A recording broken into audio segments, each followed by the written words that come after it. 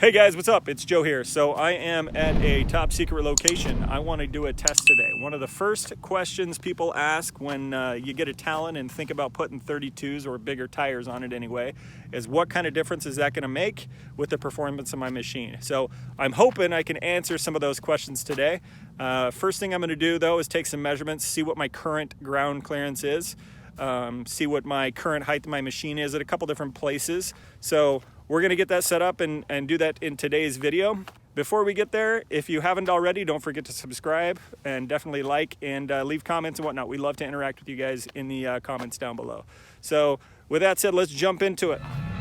You never there you go, there you go. What love was. You lived your life with miles of bitterness. And I'm just gonna say it, I'll say it.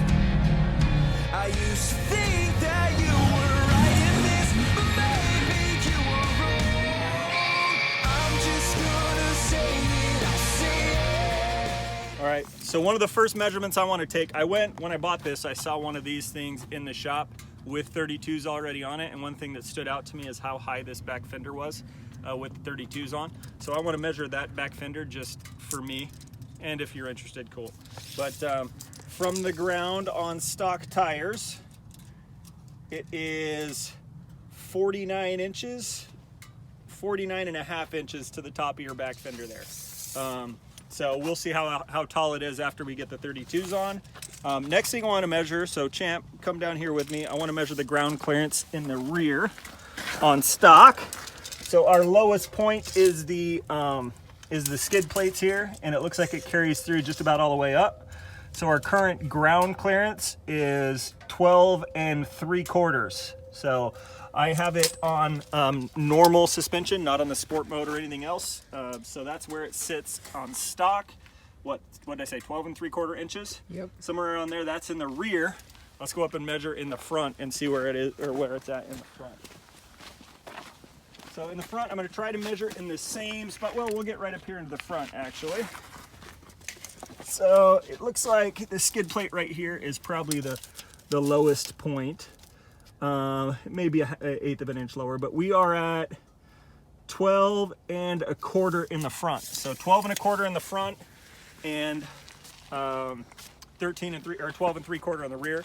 I've made no adjustments to the shocks or anything else. This is just stock, exactly how it came from the dealer. So that's it for the measurements. I don't really think I need to measure anything else. If I do, leave me a comment and maybe I'll take the measurement on another and answer it in the comments. So, all right guys, I am back. We got the Terrabites on. Went to Walmart, had them mounted for $5 a tire. So it cost me 20 bucks to get them mounted. Initial impressions, gotta be honest, I love the look of it. I think the extra height makes it look more beefy and whatnot. Really dig the look of the tires. I think they look great on stock wheels as well. So excited for the looks of it. Now it's time to test the performance. So we're gonna run through and do the same exact tests that we did yesterday. Just gonna rip it a little bit, see how long it takes to get to 60 miles an hour, that kind of thing. So we'll run through and do the same tests that we did yesterday. But before we do that, let's check the measurements and see how they compare to the stock tires. Okay guys, we're gonna start today in the same place that we did yesterday, and that is by measuring the height of the back fender. So we're gonna do it from the ground to the top. Bubba, why don't you come over here and we'll see how tall the back of the machine is. So yesterday, I think it was 49 1/2 inches. Come get a nice tight shot of this, Bubba.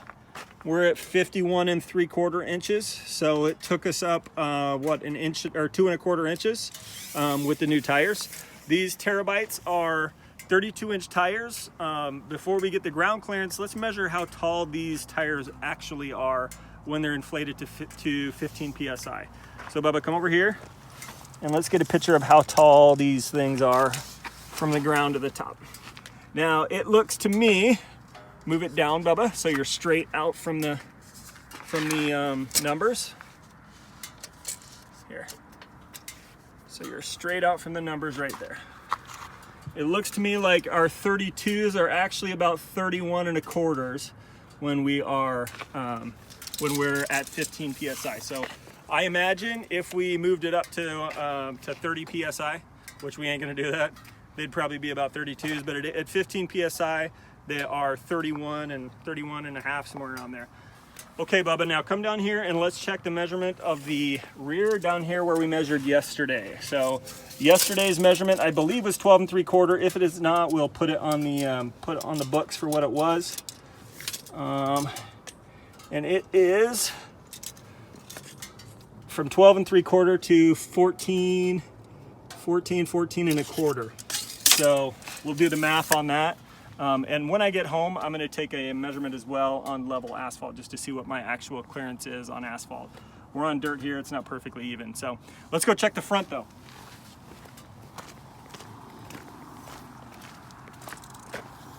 Okay, now we're going to measure the ground clearance down here in the front. So Bubba, why don't you come down here with me? Let's see where we're at down here today. And it looks like we are at basically right at 14 inches. So not sure where we were yesterday, but today we're right at 14 inches. So again, I'm gonna take those same measurements to see where our actual ground clearance is. Tomorrow, I just wanted to do it today in the same place that I did it yesterday. I tried to park in the same place. So now that we've taken a bit of measurements, it's time to set the camera up and do a couple 0 to 60s to see kind of how long it takes us to get there. So we're gonna get after that right now. Okay, before we get started, let me give you the rundown on what's gonna happen. So I'm basically gonna hit the gas, push it all the way to the floor, and not let go until I hit 60 miles per hour. So let's take a look at this first clip and see what the 0 to 60 time was for the stock tires.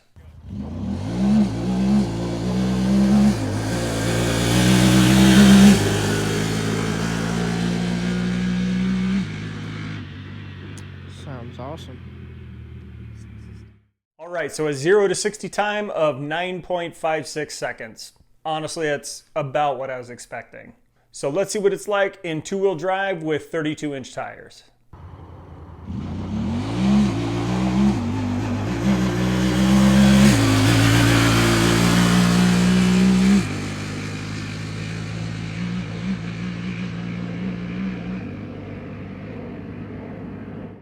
All right, so if I'm being honest here, my initial reaction was, what did I do? The 32-inch tires obviously had an impact on how quick my machine's gonna get to 0 to 60. I knew it would have an impact. I didn't know it would have a almost 6-second impact getting 0 to 60 miles an hour. So initially, my first thought is, man, what did I do?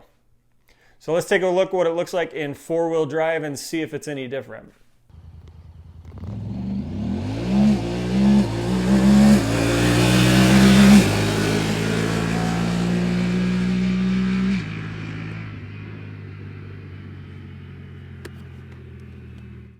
Now I was in the dirt, so I was expecting the 0 to 60 in four-wheel drive to be a little bit better, and it turns out it was.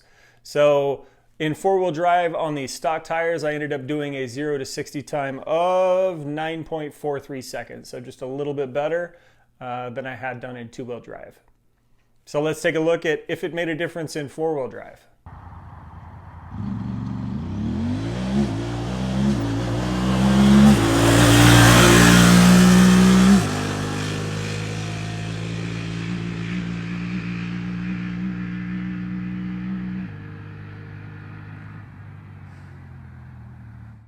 Now, as you can see, we're not a ton better. 15.3 seconds for 0 to 60, a little bit better than it was in two-wheel drive, but still much slower. Now, I guess let me get into some more details of what my thoughts were, especially that day.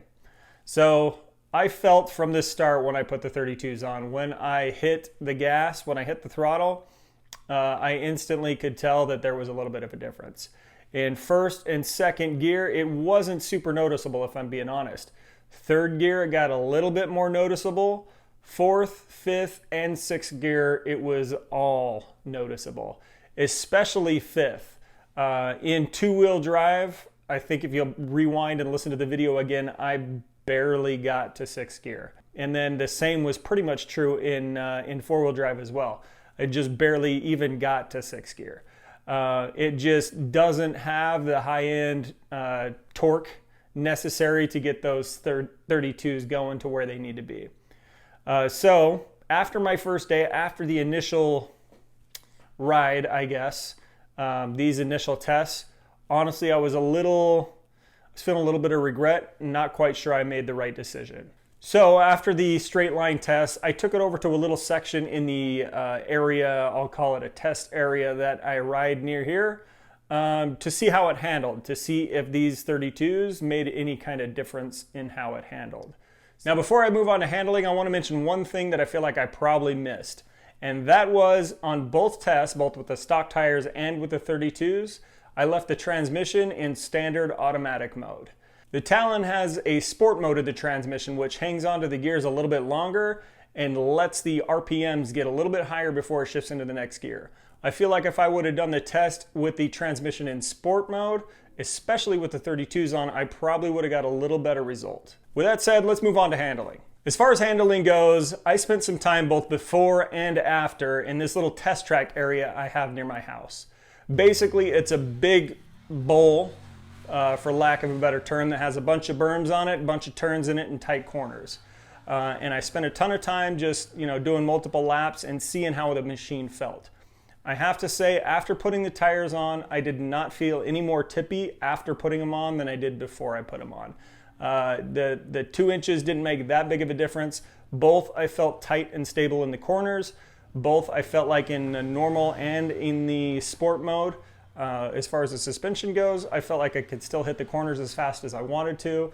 I could still get the back end out when I wanted to, things like that. So I didn't feel like it affected the handling a whole lot, or at least not that was noticeable to me in the driving that I did. So am I glad I put 32s on my rig? Do I feel like I made the right decision? Actually, yeah. So this past weekend, after I did these tests, I had the opportunity to take my machine out for about a 50-mile ride. There was a little bit of technical stuff, a little bit of desert riding, and a little bit of speed and whatnot as well. I loved having the extra ground clearance. There was multiple times where I really feel like it paid off. And I didn't feel like I was being held back at all with the speed of the machine. I rode with the Turbo Razor. I rode with a Can-Am Maverick X3. And both times, just for the riding that we were doing, which was kind of, standard desert with the family riding, kept up with everybody just fine, had no problems, had a lot of fun getting the tail end out, and really enjoyed the machine. So am I going to keep the 32s? Heck yes, I am going to keep the 32s. I enjoy them for now. If another tire comes along, hey, maybe I'll take a look, but for now, yeah, I'm going to keep the 32s. So would I recommend them for you? Well, that all depends on the type of riding that you do. So if you are a speed rider, if you prefer going fast in the desert, if you're going to drag race other people, if you really want to get the fastest 0 to 60 time, you're probably not going to want to go to 32s. You'll want to stick with the stock tires, or maybe go to 30s at the biggest. That will give you the wheel speed that you want, and that will give you the quicker 0 to 60 time that you're looking for, I guess. All in all though, I would highly recommend going 32s. It gives you the ground clearance you need. There's still enough power to do any type of riding that you want to do. Like I said, I have about 50 miles on them with these tires. I have multiple rides planned in the near future, so I'll be sure to keep you updated as I go through the process. I'll also likely do an update on a 0 to 60 time with the transmission in sport mode, just to see if that makes a little bit of difference. I doubt I'll do a full YouTube video on it. I'll likely just update it in the community on YouTube, or do an Instagram or Facebook post about it. So look there in the near future for results. If you have any questions about the 32s, or if you have comments about them as well, or want to share your experience, do so in the comments below. Like I said in the beginning, we love to get discussions going down there and really interact with you guys there. So if you have thoughts, make sure you share them down below so we can all talk about it. If you haven't already, don't forget to like and subscribe our videos. It really helps us in the YouTube algorithms to make sure our videos are moved up and shown to other people. If you'd like to support us in other ways, there are a couple ways you can do that as well. We have derangedoffroad.com, where you can order parts, accessories, and apparel, things like that. And then we also have Patreon. So if you look in the link below and you want to support us via Patreon in a monetary way, there are some great benefits for our Patreon supporters there. So that's it for this one. Ride safe, pack out what you pack in, and we'll see you on the next one.